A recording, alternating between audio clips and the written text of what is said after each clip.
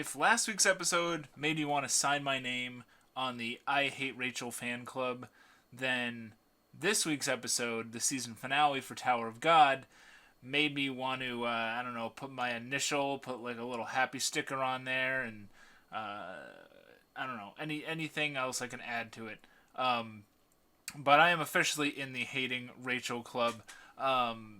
Not that doesn't mean that she's necessarily a bad character. I think she's going to hopefully develop into a character that you sort of love to hate. Um, you really want some character. I'd love for Dorsey just to like slap the shit out of her or something. That would be wonderful. But Rachel, definitely a character that deserves bad things to happen to her from now on because well, I think this season could have probably ended with episode 12. Uh, Episode 13 was interesting, sort of like insight going into hopefully a future season. A lot of this episode was sort of like recap sort of stuff, but from Rachel's perspective on a lot of things. We learned that she had witnessed a lot of the things that happened to Bam. Obviously, she got into the tower first. They basically told her Hedon, whatever his name is, the bunny guy, had told her that the tower wasn't calling you. Like, what the fuck are you doing here? And she's introduced with the same challenge that Bam was in episode 1 of engaging that big fish thing. She's hesitant to go through with it with no weapon or anything like that. Completely opposite of Bam, who kind of rushed in. Um, and she's just an incredibly. She's exactly like what the tower wants, funnily enough, I feel like. She is a selfish person who is only really after what she wants, and what she wants to see the stars. She wants to see the stars. She talks about this all the time. It's her goal to see the stars. I don't know what the hell is so great about these stars that she needs to see them. Uh, but I mean, I guess it's more so that we saw that she was with Bam before, so I guess wherever they're from originally, she just like has nothing. She had a little more knowledge, I guess, than what Bam did, because I think she taught Bam a lot of things. But she really had nothing before. Maybe she was starving or something like that, and just wanted out of that life. And she probably looks at not ascending the tower as going back to that crappy life. And while I am playing devil's advocate here, I am sort of explaining the mentality probably of a crazy psychopath that is Rachel.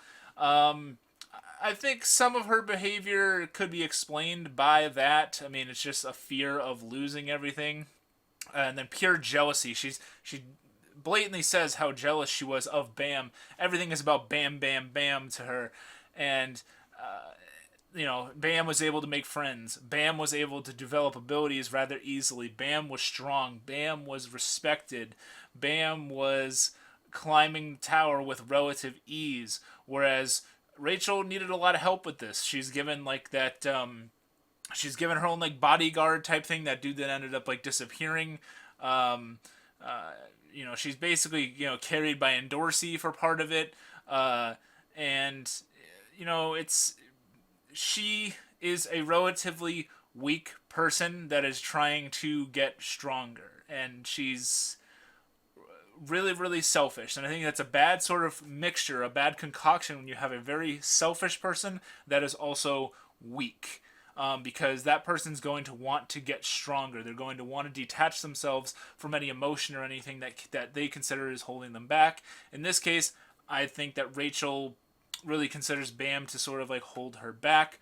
Hence why she pushed him off and is ready for a life without him. Leading everybody else to assume that he's dead down there at the bottom of this like underground water thing. Falls all the way down.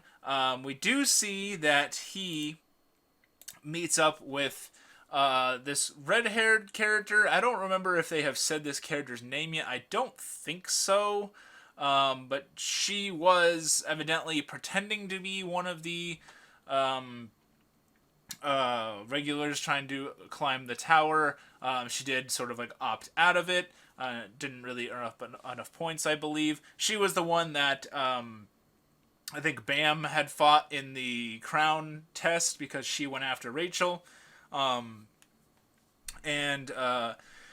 this character seems to know, obviously, a whole lot about the tower. It seems like she was tied into whatever plot the director was, this underhanded director, as we know, was part of this.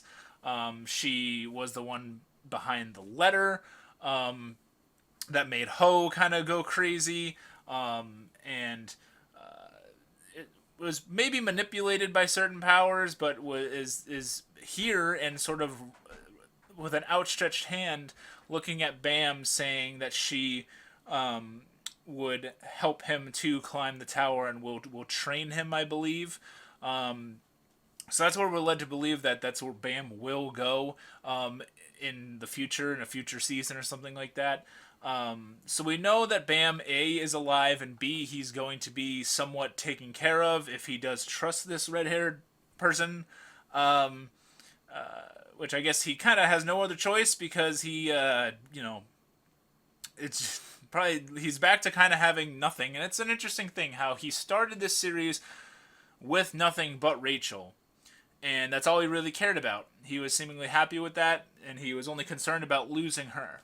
Now that he's officially really lost her, he's pushed back, literally pushed and descending and falling into having nothing, and he sees this as the opportunity to finally reclaim stuff for himself and make decisions for himself, not just make decisions that get him toward Rachel. And I found that really, really interesting.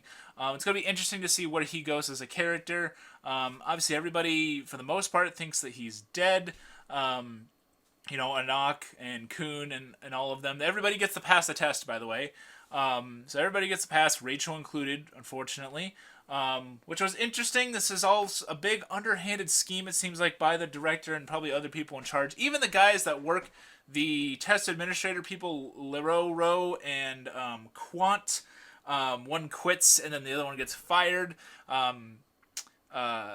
Possibly sort of as a cover-up for what's going on here, because nobody is really trusting the director at this point. Some weird stuff is going on. I'm assuming it probably has to do with Bam being an irregular, and maybe irregulars aren't supposed to get this far or something. But so everybody passes the exam, besides Bam, obviously. And Rachel's up there. She has ascended. She basically tells them that Bam didn't make it from the what was the name of that thing? From the big fish attack. Oh my goodness, the bear? What was it? I can't think of the name of it. I'm sorry. And so Bam doesn't survive. Obviously, Kun is pretty shook. Rock is upset as well. And this is where the episode gets hit me really in the feels here, because it just honestly, it made me angry, because you have all of these people committed to climbing the tower together, and now they're dedicating it toward doing it for Bam. They're progressing forward, believing that Bam is gone when he isn't gone. You are literally just sitting with the snake in the room by your side. That is Rachel, and they're going to bring Rachel up the tower for Bam. Which is a disgusting thing to say and hear at this point. You do get the sense that Kun is sort of up to her shenanigans. He says something along the lines of I really wish I had met Bam before you, because you really didn't appreciate what he was and what he represented, which is true. Kun, I think, understands Bam a lot more than Rachel does. And I think it speaks a lot to Kun's character about how he spent, I'm assuming, less time with Bam, but is far less selfish than Rachel, and that allows him to see the good that's within Bam and see the benefit of him and Bam having a friendship. So I'd love nothing more than to see them reunited.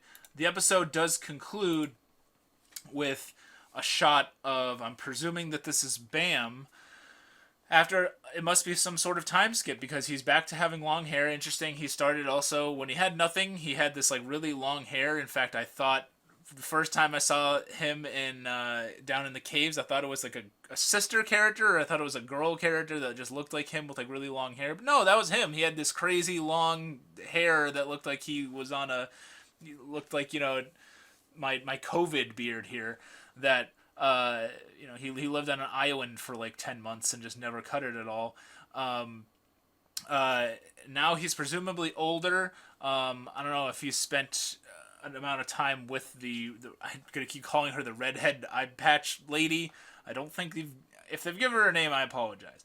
But and he is going to climb the tower for himself. It's also mentioned that Leroro, the administrator guy who is very suspicious of his boss, the director, also says that he's going to climb the tower, which is interesting because does he get to just like go with Rachel in them? Does he have to start from like another room? I am not super clear on that. Again, I'm anime only. Maybe it's just something I didn't catch on.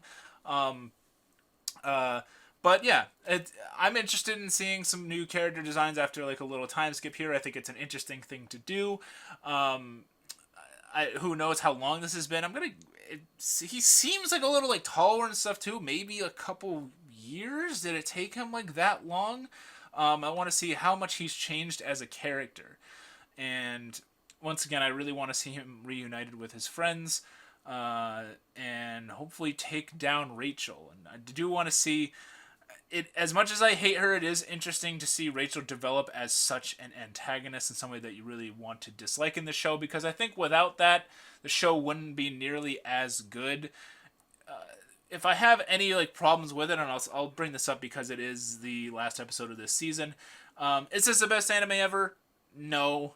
Is it? Did it exceed my expectations? Yeah. It's a very hyped webtoon. The source material is still ongoing. It does have an interesting, I'll say interesting art style. It wasn't my cup of tea at first the way it looked. I kind of think the characters' like eyes kind of look odd, like Rachel and Bam specifically. I think Kun's physical design is a little weird with his like ribbon thing, whatever that is. Rock is interesting as a character. He's like this alligator dude. I like Anak as a character, so it's a mixed bag for me in terms of character design. And just they tried to make it look like the webtoon from what I understand, and with all respect to the original work, I just think that it kind of looks odd. And maybe it's just me not being used to webtoons. Maybe it's just a different sort of art style. But I would not really say that this is like a beautiful looking show all of the time. There are parts of it where it does look really cool, especially like the action scenes and the stuff with like the giant fish monster things. But I don't think it's the most beautiful anime out there. It does do a thing that sort of annoys me where it raises a whole lot of questions, and I know this is a long running series, so I wonder how long do you have to wait for certain answers. This is something that used to bother me about like Attack on Titan. It also tells stuff like in like a weird time order a lot of the time. Like there are instances where I felt like a little lost where they were in like one scene, and then they kept flashing to like what led to that, and then like it would go back to like the present or something like that. It bounced around a little bit, and I could see how that might be a little confusing for people. It's not a huge knock. It's a really honestly like a nitpick because I'm trying to think of stuff that I really didn't like about it. But sometimes I'm a little too stupid for stuff like that. But then again, I love stuff like Bakano that jumps all over the place time wise, and this wasn't nearly as jumpy as that. But it does do a lot of like we're in this scene. Let's explain how we got here. Come back to this. Sort of like interlude them like back together, back and forth. So it'll be interesting to see what they do with the time skip. I'm heavily looking forward to season 2. I highly recommend that anybody. I think you should try and push this show to anybody that you can. It definitely exceeded my expectations. I have a lot of friends that care a lot about Tower of God. They're really into the webtoon. And I can now see why. Am I going to read the webtoon myself? I don't think so. I don't think the snapshots I've seen of the webtoon look like what I don't like, animation wise, like look like what I'm saying, art style wise, look how like what I don't like about the anime. The character designs look a little like weird, and people seem to go kind of like off model at times and stuff like that. It does look cool. The shots I've seen, are in like full color, which is interesting. I've never read a webtoon before, so it depends on how long we really have to wait. I'll give it that. If we have to wait like a really long time for a season 2, which I don't think that we will, because this is a Crunchyroll like original production, so they're putting a lot into this, and they know that it's getting a lot of attention. I think we'll see a season 2 very soon. So I think I'm going to stick with the anime personally. But yeah, if you guys are fans of the webtoon or the series, let me know down below. What did you guys think about episode 13? And what did you think about Tower of God as a whole? What are you looking forward to in the next season? How much do you hate Rachel? Are you in the I Hate Rachel fan club? Who's best girl? Because that is still a tournament that's sort of going on in my mind. Because you got Yuri, you got Endorsi, Anok's pretty cool. This redhead lady, whoever she is pretty cool. Got a pretty good Royal Rumble for best girl going on. But yeah, if you like what I'm doing here, please hit that subscribe button down below. There's also a Patreon that I'll link in the description. Thank you to everybody that supports me at a Patreon already. You guys are awesome. But yeah, thank you so much for watching, everybody. My name is Miasma, and I'll see you next time.